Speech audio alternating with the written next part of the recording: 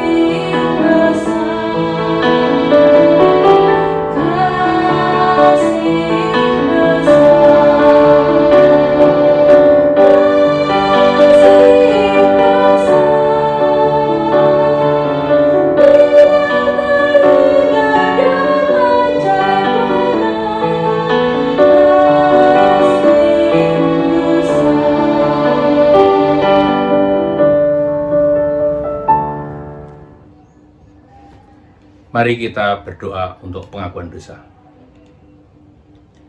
Bapa Surgawi yang berlimpah kasih setia, saat kami menilai keberadaan diri kami menyadari bahwa kami mudah jatuh ke dalam dosa. Dalam relasi dengan sesama sehari-hari, kami lebih mengutamakan ego kami sendiri.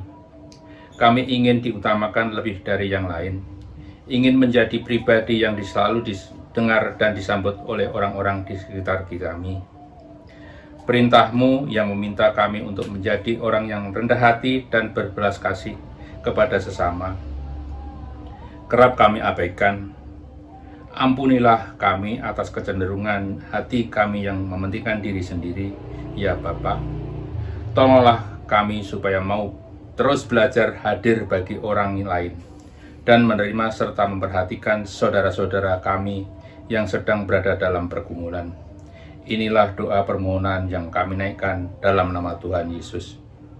Amin. Berita anugerah. Bagi setiap orang yang menyerahkan dirinya untuk diampuni dan dipulihkan oleh Tuhan, dengarkanlah berita anugerah menurut 1 Korintus 1 ayat 30 yang berbunyi demikian. Tetapi oleh Dia kamu berada dalam Kristus Yesus, yang oleh Allah telah menjadi hikmat bagi kita. Ia membenarkan dan mengutuskan dan menebus kita. Demikianlah berita anugerah dari Tuhan. Syukur kepada Allah. Saudara-saudara, mari kita berdoa memohon pertolongan Roh Kudus sebelum kita membaca dan merenungkan firman Tuhan. Kita berdoa. Ya Bapa, kami bersyukur Engkau berkenan kami jumpai lewat banyak cara. Salah satunya adalah ketika kami juga boleh berjumpa dengan Tuhan lewat pembacaan Alkitab dan perenungan firman Tuhan. Karenanya sungguh kami mohon pertolongan Roh-Mu yang kudus, supaya ketika kami membaca dan merenungkan firman Tuhan, hati dan pikiran kami diterangi oleh kuasa Roh Kudus yang menuntun kami untuk mengerti apa yang menjadi kehendak Tuhan dan memberi kami kekuatan untuk boleh menjadi pelaku-pelaku firman di dalam kehidupan kami hari demi hari. Tuhan berkati para lektor dan hamba-Mu yang akan berkarya untuk membagikan kebenaran firman Tuhan, supaya firman Tuhan ini boleh menghibur, menguatkan, dan meneguhkan kami, tapi sekaligus juga boleh mendidik kami dan menegur kami dengan keras, supaya hidup kami tetap taat dan setia hanya kepada Tuhan. Berfirmanlah ya Allah, karena kami siap untuk mendengar. Kami berdoa di dalam nama Tuhan kami, Yesus Kristus. Amin. Bacaan pertama terambil dari kitab Yeremia pasal 11 ayat 18-20. Tuhan memberitahukan hal itu kepadaku, maka aku mengetahuinya. Pada waktu itu Engkau, Tuhan, memperlihatkan perbuatan mereka kepadaku. Tetapi aku dulu seperti anak domba jinak yang dibawa untuk disembelih. Aku tidak tahu bahwa mereka mengadakan persepakatan jahat terhadap aku. Marilah kita binasakan pohon ini dengan buah-buahnya. Marilah kita melenyapkannya dari negeri orang-orang yang hidup, sehingga namanya tidak diingat orang lagi. Tetapi Tuhan semesta alam yang menghakimi dengan adil, yang menguji batin dan hati, biarlah aku melihat pembalasan-Mu terhadap mereka. Sebab kepadamu lah aku serahkan perkaraku. Demikianlah sabda Tuhan. Syukur kepada Allah.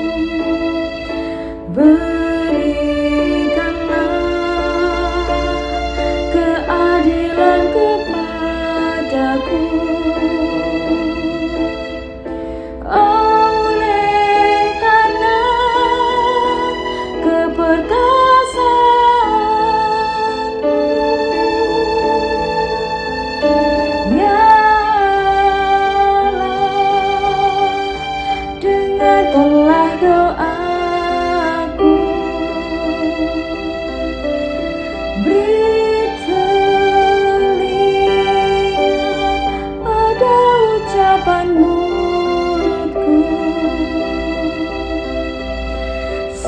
setiap orang angkuh bangkit menyerang aku, yang tak peduli kamu ingin mencabut nyawaku. Ya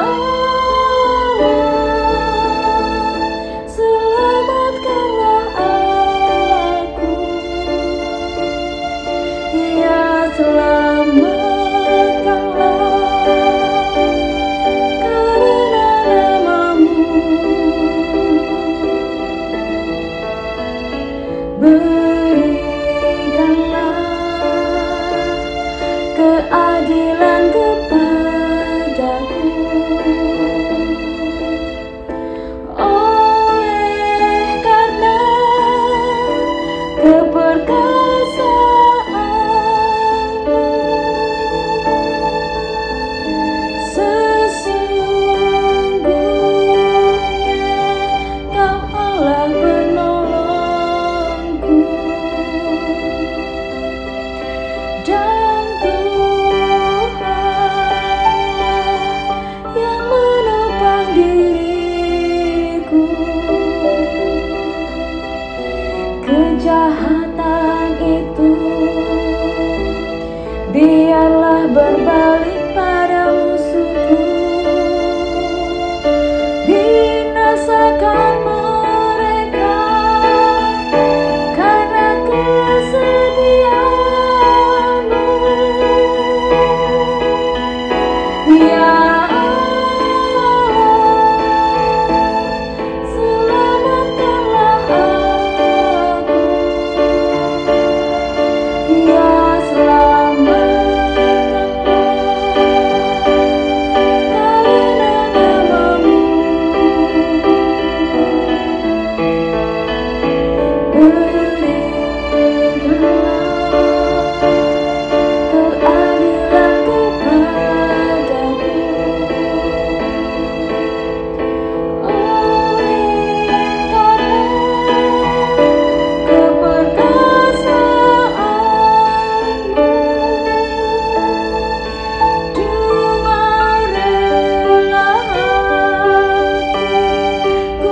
persembahkan kurban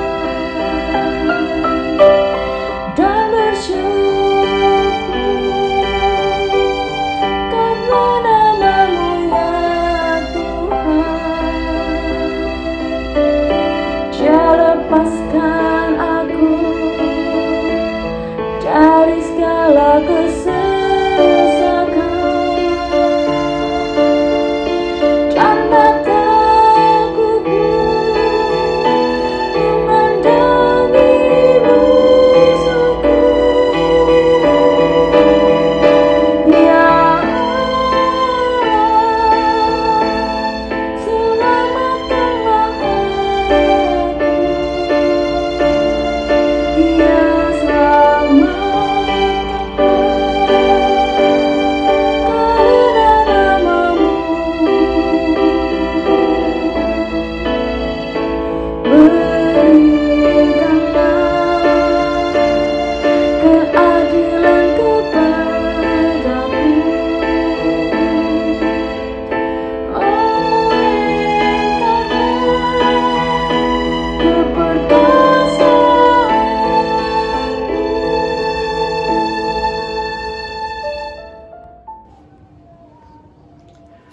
Bacaan kedua diambil dari Yakobus 3 ayat 13 sampai dengan Yakobus 4 3 sampai 8. Siapakah di antara kamu yang bijak dan berbudi? Baiklah ia dengan cara hidup yang baik menyatakan perbuatannya oleh hikmat yang lahir dari kelemah lembutan. Jika kamu menaruh perasaan iri hati dan kamu mementingkan diri sendiri, janganlah kamu memegahkan diri dan janganlah berdusta melawan kebenaran. Itu bukanlah hikmat yang datang dari atas, tetapi dari dunia, dari nafsu manusia, dari setan-setan. Sebab di mana ada iri hati dan mementingkan diri sendiri, Di situ ada kekacauan dan segala macam perbuatan jahat. Tetapi hikmat yang dari atas adalah pertama-tama murni, selanjutnya pendamai, peramah, penurut, penuh belas kasihan, dan buah-buah yang baik, tidak memihak dan tidak munafik. Dan buah yang terdiri dari kebenaran ditaburkan dalam damai untuk mereka yang mengadakan berdamai. Atau kamu berdoa juga, tetapi kamu tidak menerima apa-apa karena kamu salah berdoa. Sebab yang kamu minta itu hendak kamu habiskan untuk memuaskan hawa nafsumu. Karena itu, tundukkanlah kepada Allah dan lawanlah iblis, maka ia akan lari daripadamu. Mendekatlah kepada Allah, dan ia akan mendekat kepadamu.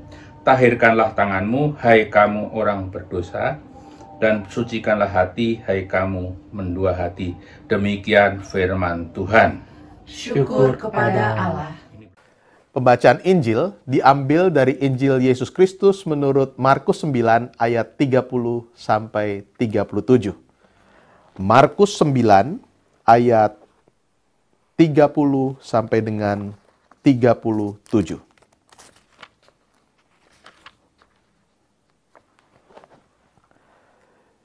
Yesus dan murid-muridnya berangkat dari situ dan melewati Galilea. Dan Yesus tidak mau hal itu diketahui orang, sebab ia sedang mengajar murid-muridnya. Ia berkata kepada mereka, Anak manusia akan diserahkan ke dalam tangan manusia, dan mereka akan membunuh dia. Dan 3 hari sesudah ia dibunuh, ia akan bangkit. Mereka tidak mengerti perkataan itu, namun segan menanyakan kepadanya. Kemudian tibalah Yesus dan murid-muridnya di Kapernaum. Ketika Yesus sudah di rumah, ia bertanya kepada murid-muridnya, "Apa yang kamu perbincangkan tadi di tengah jalan?" Tetapi mereka diam, sebab di tengah jalan tadi mereka mempertengkarkan siapa yang terbesar di antara mereka. Lalu Yesus duduk dan memanggil ke-12 murid itu. Katanya kepada mereka, "Jika seseorang ingin menjadi yang terdahulu, hendaklah ia menjadi yang terakhir dari semuanya dan pelayan dari semuanya." Maka Yesus mengambil seorang anak kecil dan menempatkannya di tengah-tengah mereka. Kemudian ia memeluk anak itu dan berkata kepada mereka, "Barang siapa menyambut seorang anak seperti ini dalam namaku, ia menyambut aku. Dan barang siapa menyambut aku, bukan aku yang disambutnya, tetapi dia yang mengutus aku." Demikianlah Injil Yesus Kristus. Yang berbahagia adalah mereka yang mendengarkan firman Tuhan dan yang memeliharanya. Haleluya.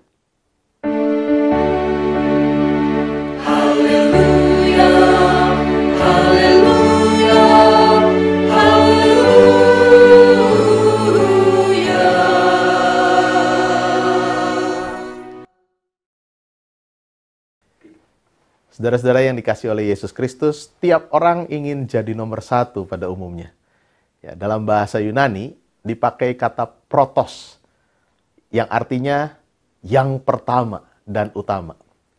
Seperti iklan kecap, selalu menyatakan diri sebagai kecap nomor 1. Ya. Nah, kenapa orang cenderung ingin jadi nomor 1? Karena dengan jadi nomor 1, maka dia akan jadi orang yang istimewa, terkemuka, dan diutamakan oleh orang lain. Didudukan di tempat terhormat, disambut di mana-mana, diberikan hal-hal yang terbaik. Nah, status dan perlakuan yang istimewa inilah yang mendorong manusia dari segala abad dan tempat berlomba-lomba untuk menjadi orang nomor 1 dan terkemuka. Namun, lihatlah, berbeda dengan itu semua, Yesus justru punya pengajaran yang lain. Yesus tidak menganjurkan murid-muridnya untuk jadi protos, jadi yang terkemuka, yang pertama, yang terutama. Tapi justru Yesus memanggil murid-muridnya untuk menjadi doulos, hamba bagi yang lain. Dia tidak meminta para muridnya jadi orang-orang terkemuka, yang disambut dan dilayani. melainkan menjadi hamba yang justru menyambut dan melayani sesamanya.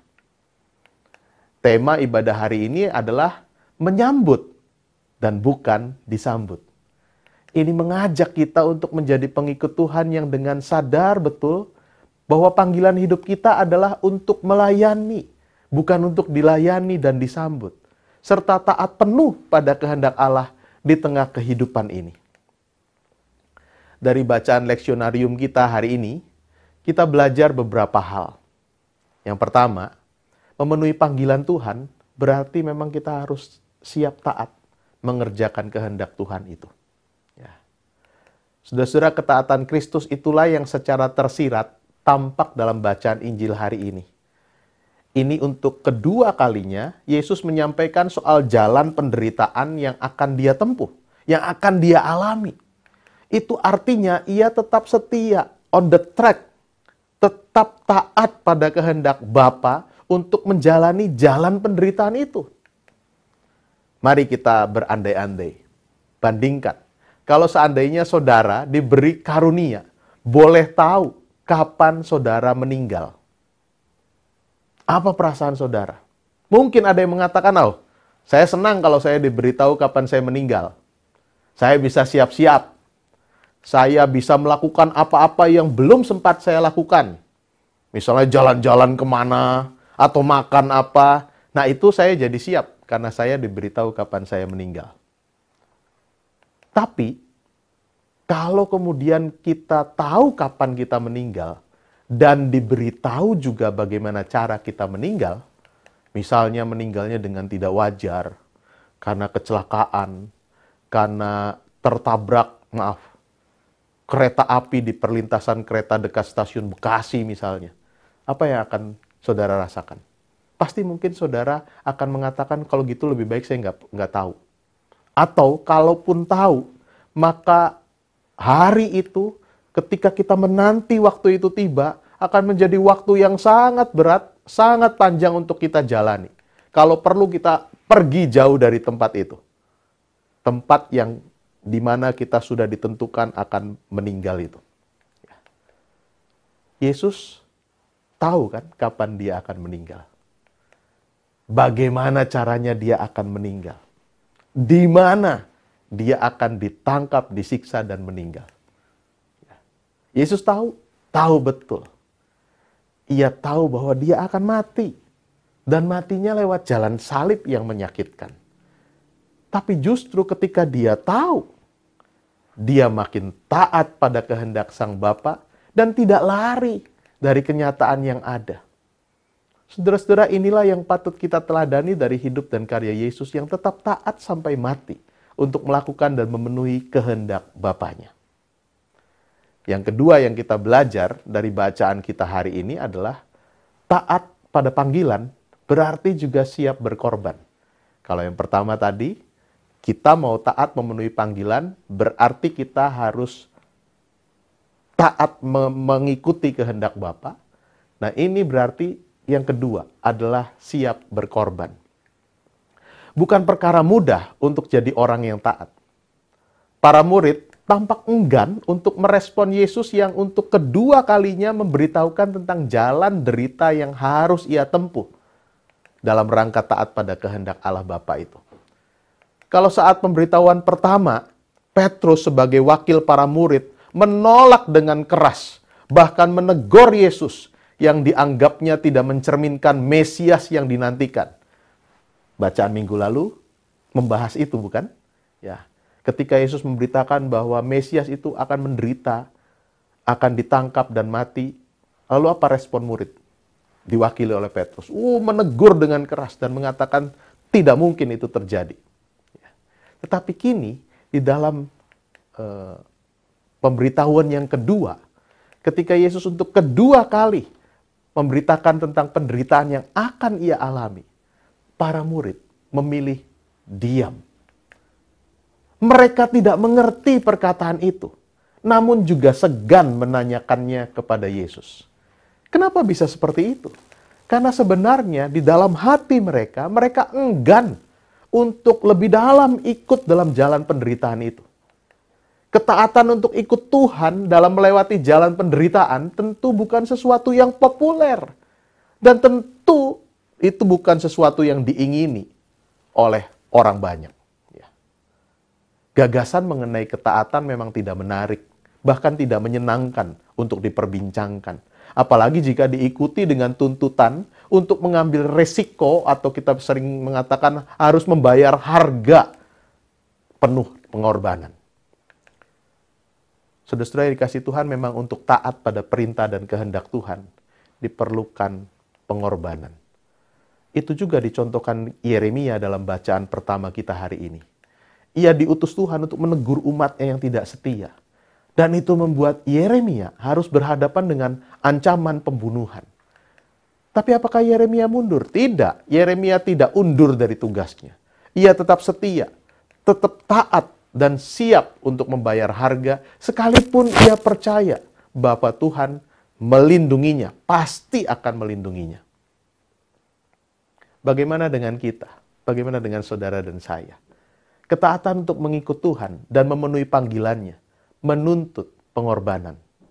Ada waktu dan tenaga kita persembahkan saat kita taat memenuhi panggilan Tuhan sebagai pelayan Tuhan. Bahkan dalam pelayanan juga ada uang yang kita berikan kala kita melayani.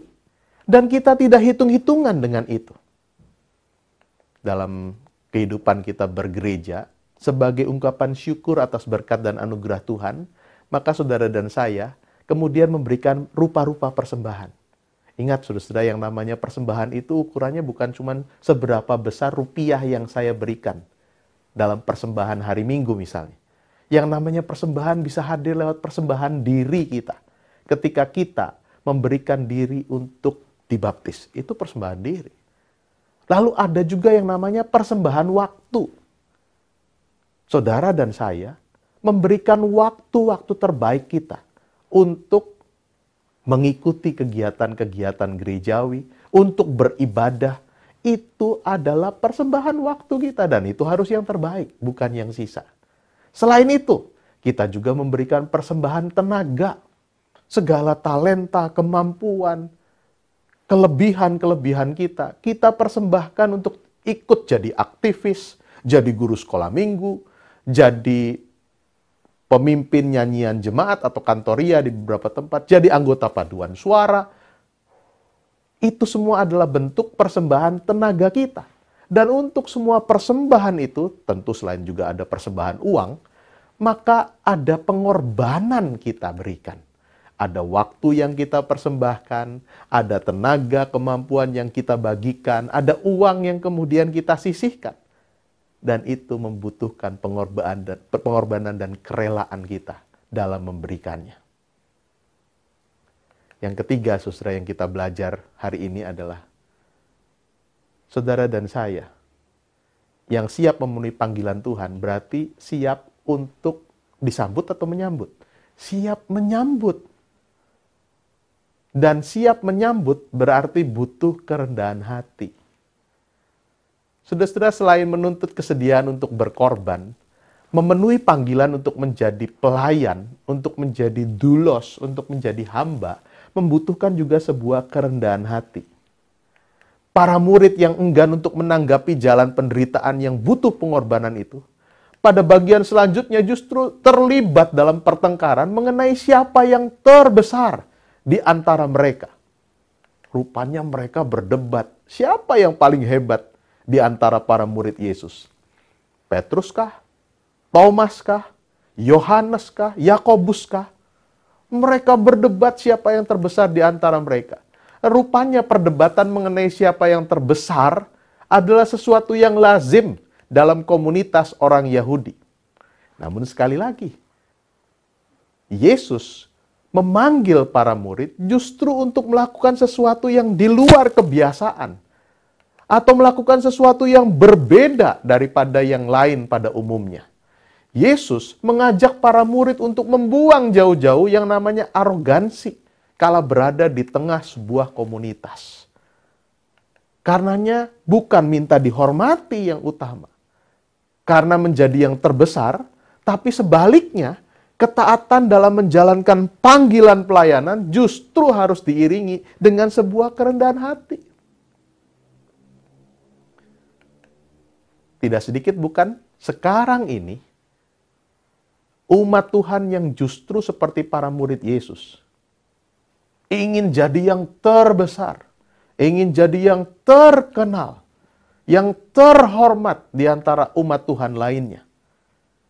Tidak sedikit bukan di antara yang menyebut dirinya sebagai hamba Tuhan, justru inginnya disambut dan diperlakukan istimewa di mana-mana. Pelayanan dilakukan, iya, tapi dengan motif tidak murni. Saya melayani, tapi saya pengen dipuji, pengen dihormati supaya makin terkenal. Akhirnya, yang makin besar dalam pelayanan yang kita lakukan bukanlah Tuhan yang kita layani, tapi justru yang makin besar adalah diri kita. Berbeda jauh dari panggilan untuk melayani, untuk menyambut, untuk menjadi berkat buat yang lain, karena semuanya kemudian ditujukan untuk saya, dan saya. Ketaatan memenuhi panggilan sebagai umat Tuhan muncul lewat kerendahan hati untuk melayani dan jadi berkat. Saudara-saudara, pada suatu persekutuan doa di sebuah gereja untuk mendorong anggota jemaatnya mau terlibat dalam pelayanan yang beraneka ragam, sang pendeta mengatakan bahwa setiap orang harus membayangkan gereja itu seperti sebuah lokomotif uap pada zaman itu, saudara ya. Jadi seperti lokomotif kereta batu bara. Kemudian sang pendeta meminta setiap orang yang hadir dalam persekutuan hari itu untuk mengandaikan diri mereka masing-masing jadi bagian mana dari lokomotif itu. Lalu mereka mulai merenung, pilih-pilih.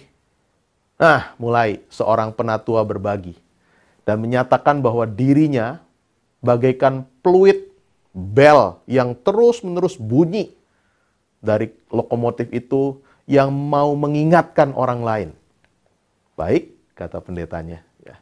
Sementara seorang personalia, anggota komisi, menyebutkan dirinya seperti roda yang terus berputar, menggerakkan lokomotif. Yang lain merasa dirinya sama seperti cerobong asap yang terus mengeluarkan asap sisa pembakaran.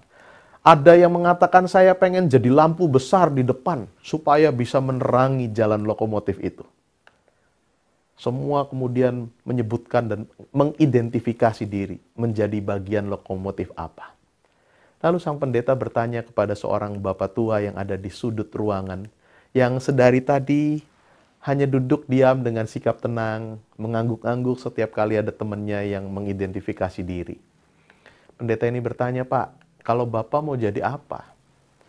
Lalu Pak tua itu menjawab, "Saya pikir mungkin saya tidak bisa untuk jadi lampu yang bersinar terang, roda yang terus bergerak, ya, peluit yang terus berbunyi.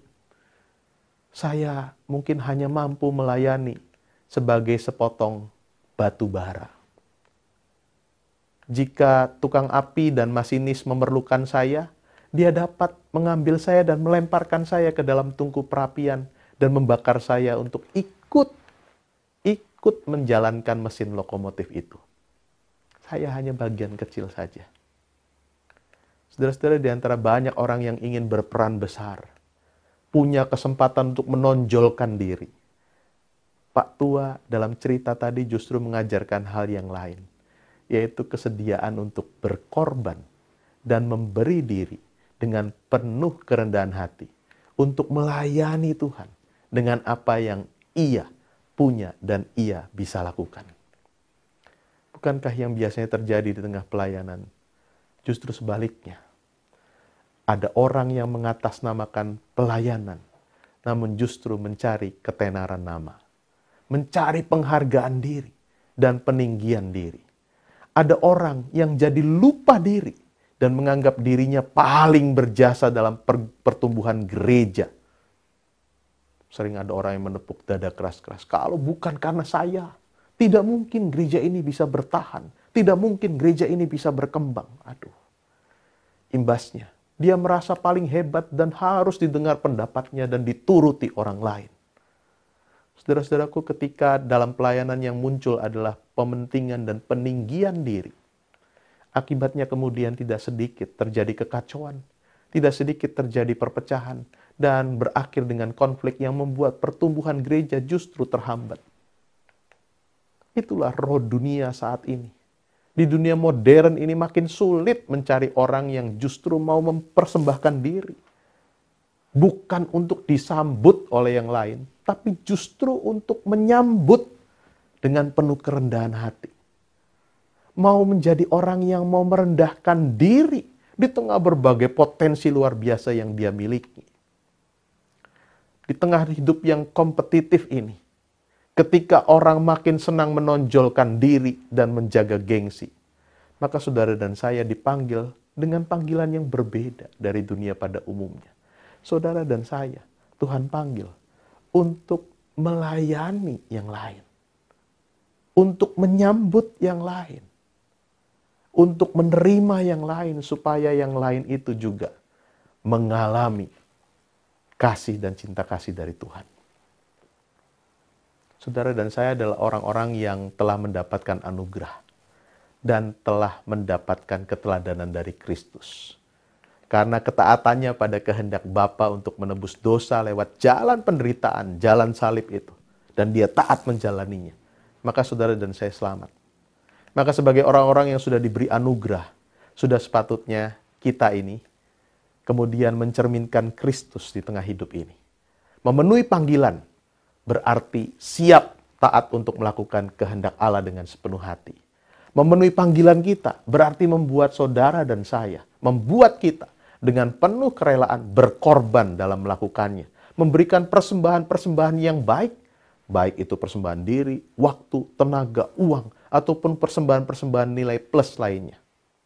Bukan untuk dipuji, bukan untuk dihormati, bukan untuk disambut dan dielulukan orang. Tapi dengan penuh kerendahan hati, kita mempersembahkan semua itu untuk memuliakan Tuhan dan sungguh-sungguh jadi berkat buat sesama. Tuhan menolong dan memberkati kita. Amin.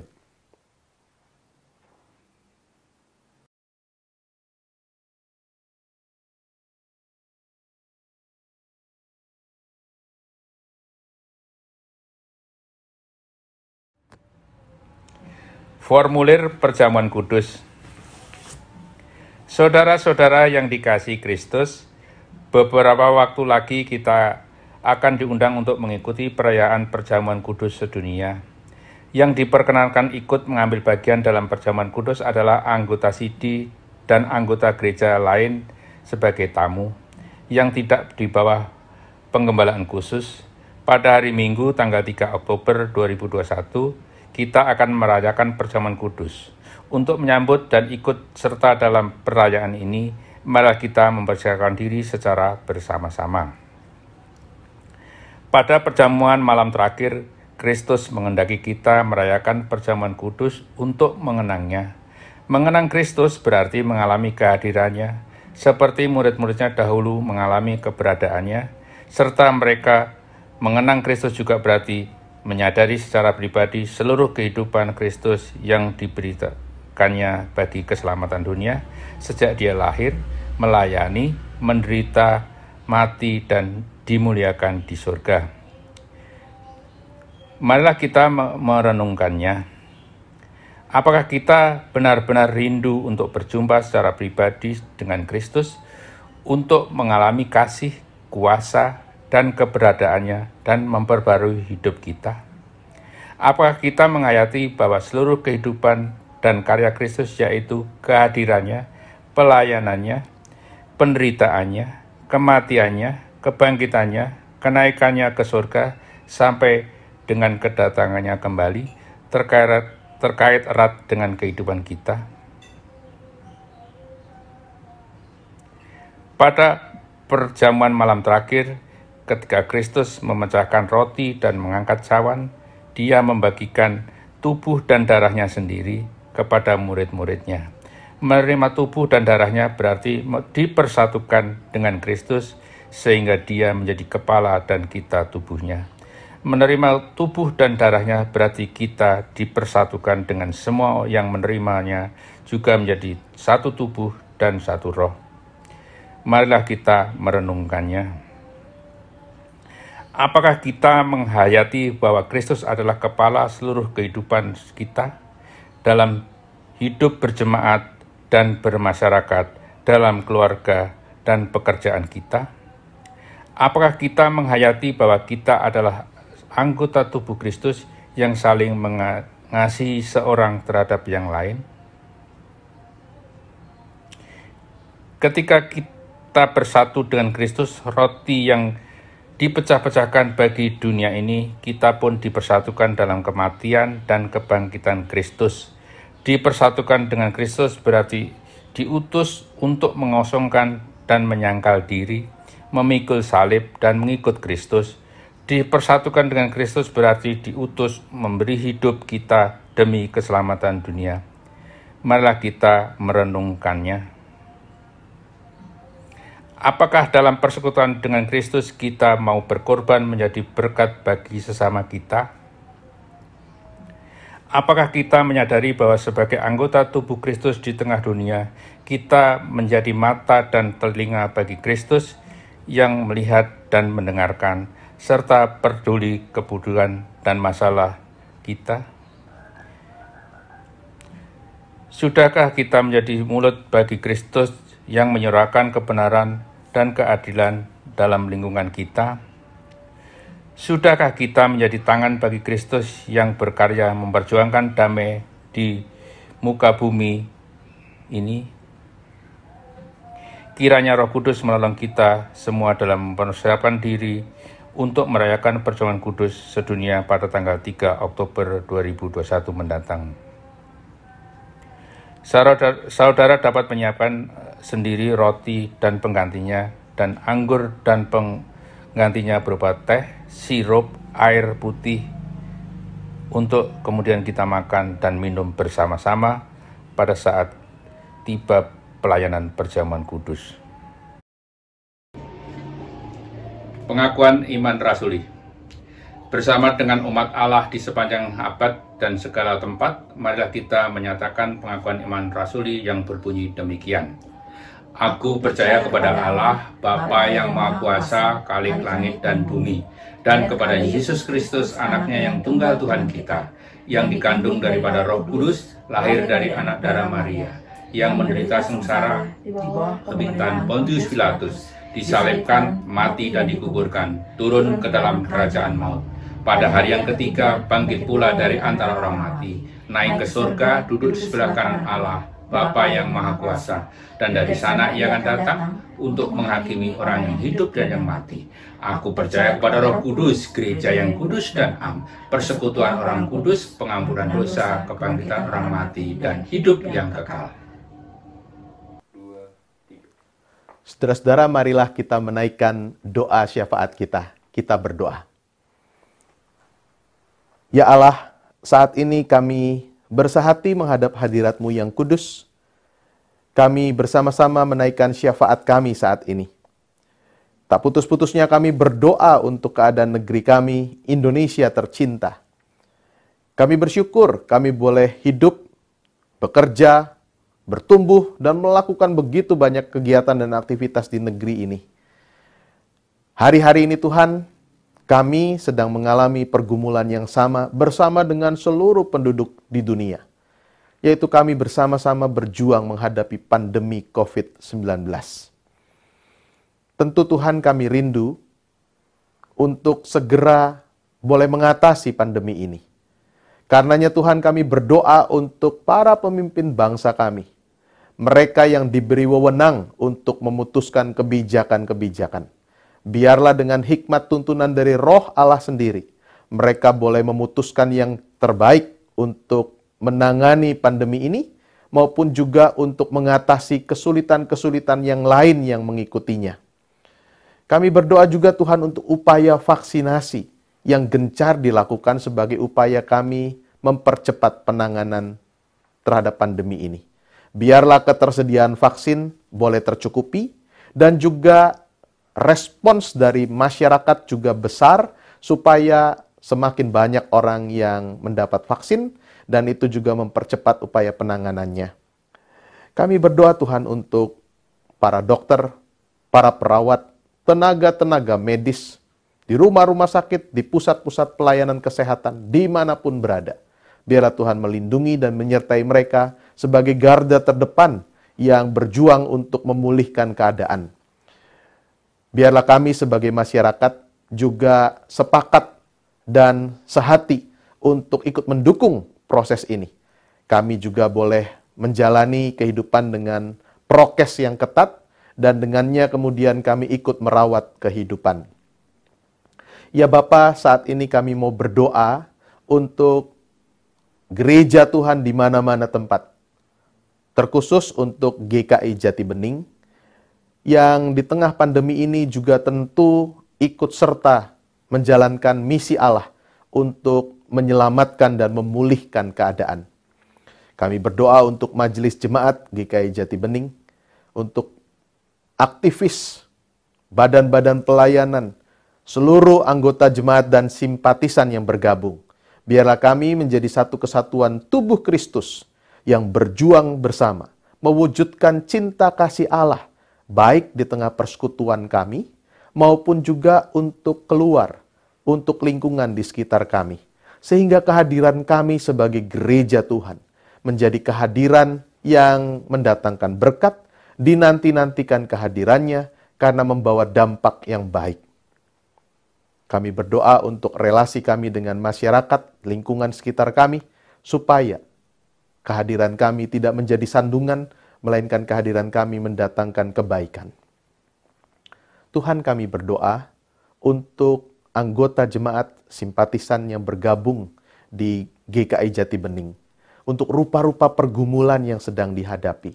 Kami berdoa buat mereka yang bergumul keras, berhadapan dengan situasi ekonomi yang berat saat ini. Biarlah Tuhan, pekerjaan, usaha yang dijalani itu boleh mencukupkan apa yang diperlukan saudara-saudara kami. Mereka yang masih berjuang untuk memperoleh pekerjaan, Tuhan tuntun supaya bertemu dengan ladang pekerjaan yang tepat, dan itu boleh menjadikan mereka memenuhi kebutuhan hidup mereka dengan baik. Kami berdoa juga untuk pergumulan dalam mendidik dan membesarkan anak-anak di tengah proses belajar mengajar yang khusus saat ini. Tentu kami membutuhkan hikmat, kekuatan, dan kesabaran dari Tuhan sebagai orang tua. Biarlah Tuhan menolong kami untuk boleh ikut serta mendidik anak-anak kami dengan baik dan bijaksana, dengan penuh kesabaran, supaya anak-anak ini boleh bertumbuh bukan hanya secara fisik, jasmani saja, tapi mereka juga bertumbuh dalam hal mental, spiritual, dan rohani di dalam Tuhan. Ya Allah, kami juga berdoa buat saudara-saudara kami yang sedang bergumul karena keadaan sakit yang dialaminya, termasuk buat saudara-saudara kami yang terpapar oleh virus corona. Tuhan, di tengah kondisi mereka yang lemah, kami percaya Tuhan ada di dekat mereka. Tuhan tidak pernah meninggalkan mereka. Tuhan tidak pernah abai dan melupakan mereka. Tuhan justru ada di dekat mereka, memeluk mereka dengan kehangatan cinta kasih Tuhan, bahkan Tuhan menggendong mereka. Tuhan berkarya dengan begitu rupa untuk memulihkan dan memberikan kelegaan. Kami berdoa untuk penanganan yang dilakukan buat saudara-saudara kami yang sakit. Kami berdoa untuk para dokter, para perawat, dan tim medis. Kami berdoa juga untuk obat-obatan yang dikonsumsi dan terapi yang dilakukan. Dan terutama kami berdoa untuk perawatan penuh cinta kasih dari keluarga. Sehingga menghadirkan ketenangan, kekuatan, bahkan pemulihan dan kesembuhan buat saudara-saudara kami. Kalau Tuhan berkenan, ikut sertakan kami dalam karya pemulihan buat saudara-saudara kami ini. Supaya apapun yang bisa kami kerjakan, itu mendatangkan kelegaan, kebaikan, dan meringankan beban mereka. Tuhan, kami masing-masing punya pergumulan pribadi. Kami masing-masing tentu punya persoalan sendiri. Tapi kami tahu kami tidak pernah dibiarkan sendiri dalam melanjutkan perjalanan ini. Kami punya Tuhan yang senantiasa menuntun dan menyertai kami. Karenanya Tuhan terus pegang tangan kami, sehingga kami boleh melanjutkan perjalanan ini dengan baik. Hari ini kami memasuki minggu yang baru. Kami mohon hikmat dari Roh Tuhan, supaya kami sanggup untuk mengerjakan tiap tugas peran dan tanggung jawab kami dengan optimal dan berhasil. Dan hasilnya kami persembahkan untuk memuliakan nama Tuhan dan jadi berkat buat sesama kami. Inilah syafaat kami ya Allah. Kami naikkan doa kami ini. Hanya di dalam nama Tuhan kami Yesus Kristus yang sudah mengajar kami berdoa demikian. Bapa kami yang di sorga, dikuduskanlah namamu, datanglah kerajaanmu, jadilah kehendakmu di bumi seperti di sorga. Berikanlah kami pada hari ini makanan kami yang secukupnya, dan ampunilah kami akan kesalahan kami, seperti kami juga mengampuni orang yang bersalah kepada kami. Dan janganlah membawa kami ke dalam pencobaan, tapi lepaskanlah kami dari yang jahat, karena Engkaulah yang mempunyai kerajaan, kuasa, dan kemuliaan sampai selama-lamanya. Amin. Dasar persembahan. Tibalah saatnya bagi kita untuk memberikan persembahan kepada Tuhan sebagai ungkapan syukur atas berkat dan anugerah-Nya. Firman Tuhan dalam Yunus 2 ayat 9 menyatakan, "Tetapi aku dengan ucapan syukur akan persembahkan kurban kepadamu, apa yang kunasarkan akan kubayar, keselamatan adalah Tuhan." Saudara dapat mengirimkan persembahan melalui transfer ke rekening gereja maupun memberikan secara langsung melalui kantor gereja.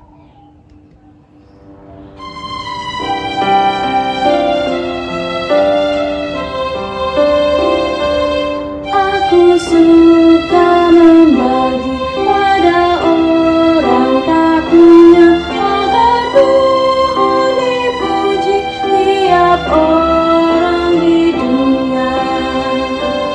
Pun kepada Tuhanku ku beri persembahan, tangan kiri tak tahu apa lagu yang kau mau. Janda miskin pun layak persembahan syukurnya, memberi lebih banyak daripada yang kaya. Mari kita berdoa untuk persembahan kita. Allah yang Maha Memberi, sungguh besar karunia-Mu atas hidup kami. Patutlah kami mengungkapkan syukur melalui persembahan yang kami bawa di hadapan-Mu. Terimalah dan kuduskanlah persembahan kami sebagai salah satu sarana untuk mendukung pewartaan kerajaan Allah di tengah dunia ini. Dalam nama Tuhan Yesus kami berdoa. Amin.